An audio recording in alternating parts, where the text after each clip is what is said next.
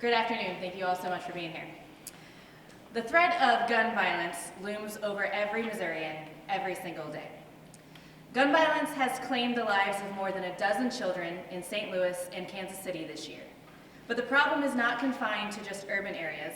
Just 2 weeks ago, a 15-year-old girl was fatally shot while sitting on her front porch in Cape Girardeau. This is the very definition of an extraordinary occasion,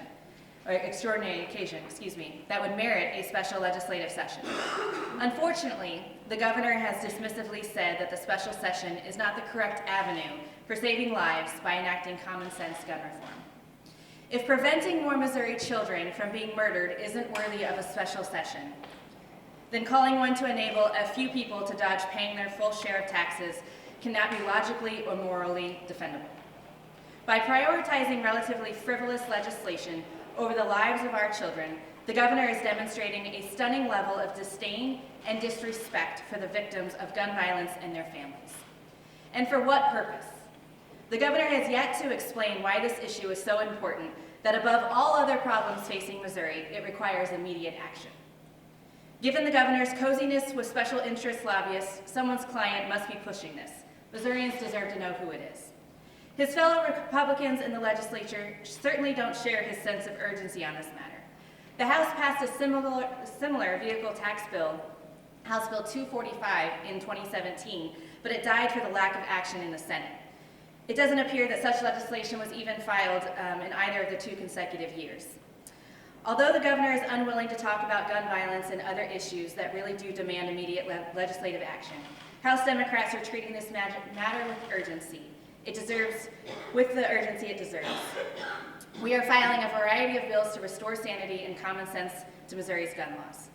Today is also World Suicide Prevention Day.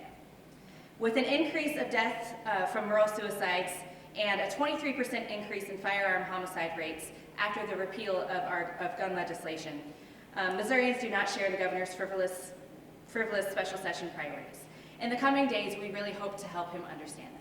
I'm going to turn it over to the Missouri Legislative Black Caucus Treasurer, Richard Brown, to discuss some of the legislation that they have been focusing on and some of the bills that have been filed today. Thank you. I have a lot of concern about what's going on right now in the state of Missouri as it relates to gun violence. Not only because children are dying, it's bad for business. I'm on the Tourism Commission. In Kansas City in the month of August, we had a double homicide in the Power and Light District. A patron was shot and killed in the 18th and Vine Jazz District.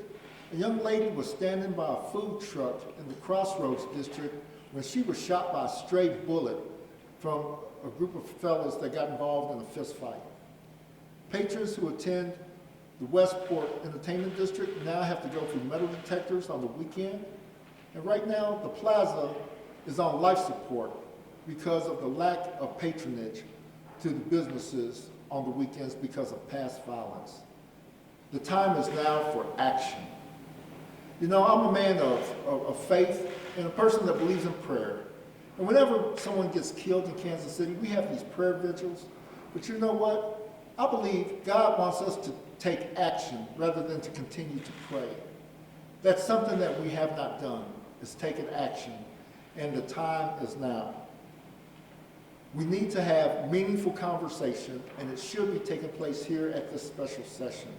This is the time for this to be taking place. We are trying to attract businesses like the World Cup to Kansas City. No one's going to come if they don't feel safe. I don't know if you remember back in 1984 when Los Angeles had the Summer Olympics. Family came to the Olympics from, I believe it was Germany. They got lost and they were murdered in the city of Los Angeles, and it made international news. I don't want such a stain on the state of Missouri. We've got folks that are working hard to try to bring the World Cup to Kansas City. And if we don't do something about this violence, it will continue to impact our businesses. Thank you. As I said, we have numerous bills that we have filed around this issue. We understand that it is a complicated issue, but the lives of Missourians should not be something that legislators and other elected officials just deem too hard to have a discussion around. We have folks dying every single day, and the Democrats demand that this conversation happen. With that, we'll take questions. Leader Quaid, I talked to Speaker Carr out on the lawn earlier today. He mentioned you guys talk frequently. He said his concern is taking away, in my notes, the rights and guns of law-abiding citizens. That's his concern with your call. How do you react to that? Well, I have multiple reactions to that. One, as you'll see, there are a lot of different avenues that we want to discuss around this issue. None of us believe that we have a one-piece solution to deal with this crisis, but the conversation has to happen. And, I don't believe that any one of us wants to take away the Second Amendment rights from law-abiding citizens, but this conversation needs to take place. Clearly, the 11 bills and resolutions that were introduced for this session aren't going to be heard. So what is going to happen with them in the future? Well, I imagine a lot of them will be refiled. I can't speak on behalf of any representative, but I imagine a lot of them will be refiled again next session. Look, we understand that filing bills today isn't going to get us anywhere. It's up to the governor to expand the call that's happened before, and we filed these bills to demand that the conversations start, to prove that there is an array of conversation that can happen around this, but we as the leaders of Missouri need to step up to the plate and have this discussion now. Do you have any reason to think that the governor or Republicans in either chamber are receptive to some of the reforms that you proposed, even if not during the special session? I have hopes that there are. The governor spoke out at the state fair, discussed red flag laws and expanded background checks.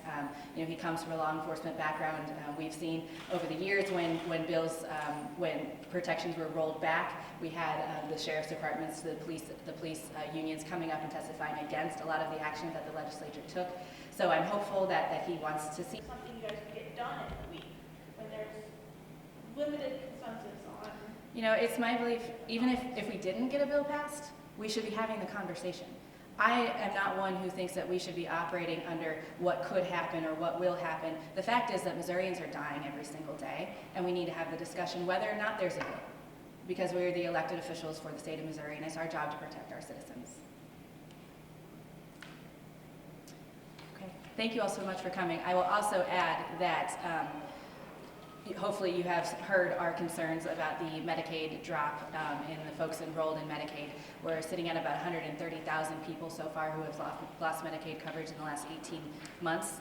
Despite our numerous pleas for the speaker to hold a hearing to discuss this, he is continuing to refuse. So this Thursday at 10 o'clock in House Hearing Room 3, we are calling our own meeting to have a discussion with providers and folks who have been affected by the Medicaid purge. And I encourage you all to be there in attendance if you can. Thank you.